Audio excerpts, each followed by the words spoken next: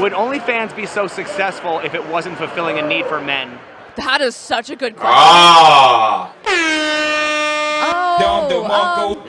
Probably not. But I also think this is part of the reason that fan sites are successful is that there's a personal aspect to it where you get to connect with person. I think that men are ultimately deprived of emotional connection, and OnlyFans is a great way to talk to someone. I hear people's deepest, darkest secrets, about their sexuality, the things that they hold the most shame over, and I don't know. There's a need for it for many reasons. So do you believe that men are more starved for sex or starved for intimacy? They are ultimately starved for intimacy. It's very sad. Intimacy, absolutely intimacy. I think that they actually seek intimacy through sex most often, even if they don't see it that way. So ultimately, I think what they're after is intimacy and not sex. Men will never admit to being starved for intimacy, but that's what I believe is happening for them in the sexual realm and in the sexual trance.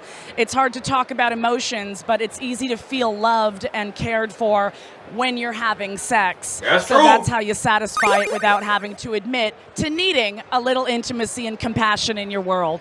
Hey, he ain't lying. 33% of men are not having sex right now. What are your thoughts on the rise of lonely, sexless men? Lonely, sexless men. Well, the rise of them, it's a reality. There really is, dare I say, incel culture.